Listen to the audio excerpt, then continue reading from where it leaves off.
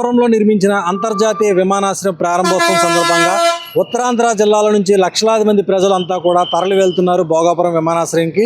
ఈరోజు ప్రధాని నరేంద్ర మోడీ మరికొద్ది సేపట్లో ప్రారంభించబోతున్న నేపథ్యంలోనే ఈ కార్యక్రమంలో పాల్గొనేందుకు ఉత్తరాంధ్ర జిల్లాల నుంచి లక్షలాది మంది ప్రజలు ఒక్కొక్కరుగా వెళ్ళడం జరుగుతుంది. ఇప్పుడు మనం చూస్తున్నాం బస్సులు ఒక కాన్వే మాదిరిగా మొత్తం వేలాది బస్సులన్నీ కూడా భోగాపురం వైపే మొత్తం అన్నీ కూడా వెళ్తున్నాయి. ఇప్పుడు మనం కరెక్ట్గా భోగాపురం ఫ్లైఓవర్ దగ్గర ఉన్నాము. ఈ ఫ్లైఓవర్ దగ్గర నుంచి మొత్తం ఈ వాహనాలన్నీ కూడా లోపల ఎయిర్పోర్ట్లోకి వెళ్ళడం జరుగుతుంది. ఇప్పుడు వస్తున్నటువంటి ఈ రూట్ మొత్తం కూడా వైజాగ్ నుంచి వచ్చినటువంటి రూటు, అంటే అనకాపల్లి, వైజాగ్, ఇంకా నర్సీపట్నం ప్రాంతాల నుంచి వస్తున్న బస్సులన్నీ కూడా ఒక్కొక్కటిగా లోపలికి వెళ్ళడం జరుగుతుంది. ఇక్కడ మనం కుడివైపు ఇలా చూస్తే మొత్తం ఇప్పుడు మనకు కనిపిస్తున్నటువంటి ఈ మార్గం మొత్తం అంతా కూడా లోపల ఎయిర్పోర్ట్ లోపలికి వెళ్ళేందుకు హైవే నుంచి, నేషనల్ హైవే నుంచి భోగాపురం లోపలికి వెళ్ళేందుకు వేసినటువంటి హైవే ఈ బ్రిడ్జ్ ఇప్పుడు మీరు చూస్తున్నటువంటిది. ఈ బ్రిడ్జ్ మీదుగా ఒక్కొక్కటిగా మొత్తం బస్సులన్నీ కూడా వేలాది బస్సులన్నీ కూడా లోపలికి వెళ్ళడం జరుగుతుంది. కేవలం ఈ భోగాపురంలో నిర్మించినటువంటి అల్లూరి సీతారామరాజు ఇంటర్నేషనల్ ఎయిర్పోర్ట్ కోసం అని చెప్పేసి ఈరోజు ఈ ప్రారంభోత్సవ కార్యక్రమానికి విశాఖపట్నం నుంచి 1500 బస్సులు వేయడం జరిగింది. అదేవిధంగా అనకాపల్లి నుంచి 500 బస్సులు, ఇంకా ఏజెన్సీ ప్రాంతం నుంచి 150 బస్సులు, మొత్తం ఈ అన్ని బస్సుల్లోంచి కూడా లక్షలాది మంది ప్రజల్ని ఈ విమానాశ్రయం ప్రారంభోత్సవ కార్యక్రమానికి తరలించడం జరుగుతుంది. ఇప్పుడు మీరు చూస్తున్నారు ప్రతి బస్సులో కూడా మినిమం 100 తగ్గకుండా మొత్తం ప్యాసింజర్స్ ఉండడం జరుగుతుంది. వీళ్ళంతా కూడా వివిధ జిల్లాల నుంచి వస్తున్నారు. కొన్ని నర్సీపట్నం, కొన్ని అనకాపల్లి, కొన్ని విశాఖ జిల్లాలో ఉన్నటువంటి వివిధ నియోజకవర్గాల నుంచి కూడా ప్రజలు వెళ్ళడం జరుగుతుంది. ఈ ఆర్టీసీ బస్సులే కాదు, వివిధ విద్యా సంస్థలకు చెందినటువంటి బస్సులు కూడా ఈ యొక్క కార్యక్రమంలో పాల్గొన్నాయి. ఆయా జిల్లాలు, ఆ నియోజకవర్గాల్లో ఉన్న ప్రజలందరినీ కూడా భోగాపురం విమానాశ్రయానికి తరలించేందుకు వీళ్ళంతా కూడా సహాయపడుతున్నారు. ఎక్కడికక్కడ మొత్తం నియోజకవర్గాల్లో ఉన్నటువంటి ఎమ్మెల్యేలు, అక్కడ ఉన్నటువంటి ప్రజాప్రతినిధులు, ఇక జిల్లా అధికారులు వీళ్ళంతా కూడా సమన్వయంతో భారీ ఎత్తున ప్రజల్ని గ్యాదర్ చేసి వాళ్ళందరినీ కూడా ఇక్కడ విమానాశ్రయం వైపు తరలించడం జరుగుతుంది. దారి పొడుగునా కూడా ఎక్కడా కూడా ఎటువంటి ట్రాఫిక్ ఇబ్బందులు కలగకుండా కూడా పెద్ద ఎత్తున పోలీసులు ప్రతి జంక్షన్లో కూడా మోహరించారు. వైజాగ్ నుంచి మేము బయలుదేరాం. వైజాగ్ నుంచి వచ్చేటప్పుడు మాత్రం మార్గ మధ్యలో ఎక్కడా కూడా ఎటువంటి సిగ్నల్ లేకుండా నేరుగా భోగాపురం విమానాశ్రయం చేరుకునే విధంగా మొత్తం సజావుగా ట్రాఫిక్ అయితే మాత్రం చాలా క్లియర్గా ఉంది. ఎక్కడా ఎటువంటి ట్రాఫిక్ జాము లేదు.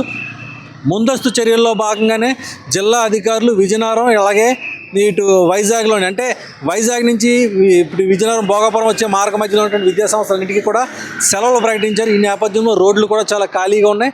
ఎక్కడ ఎటువంటి ట్రాఫిక్ జాములు లేకుండా స్వచ్ఛందంగా ప్రజలు కూడా చాలా బాగా సహకరిస్తున్నారు.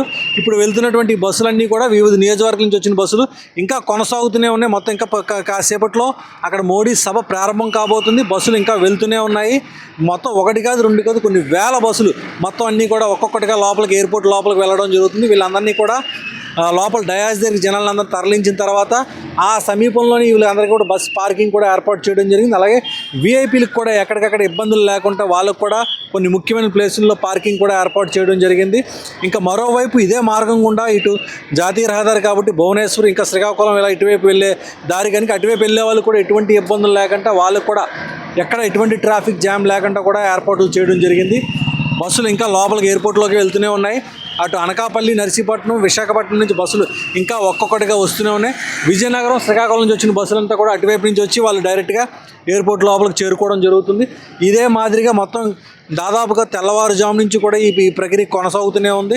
ఇప్పటికే పెద్ద ఎత్తున ప్రజలు స్వచ్ఛందంగా కొంతమంది సొంత వాహనాల్లో కూడా ఇక్కడ తరలి రావడం జరిగింది.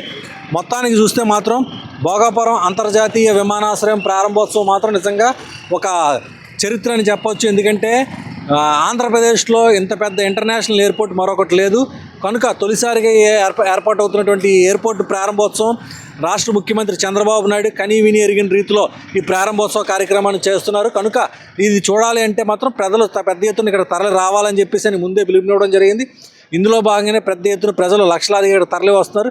3 లక్షల మందితోటి ఈ ప్రారంభోత్సవ కార్యక్రమాన్ని చేస్తానని చంద్రబాబు నాయుడు చెప్పడం జరిగింది. అదేవిధంగా ఇప్పటికే లక్షలాది మంది ప్రజలంతా కూడా ఎయిర్పోర్ట్ లోపలికి వెళ్ళడం జరిగింది.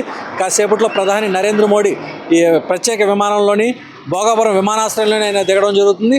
అక్కడి నుంచి తర్వాతే ఈ యొక్క కార్యక్రమాన్ని ప్రారంభోత్సవం అంతా ఉంటుంది. ఆ తర్వాత కొద్దిసేపు ప్రధాని నరేంద్ర మోడీ ప్రసంగం కూడా ఉంటుంది.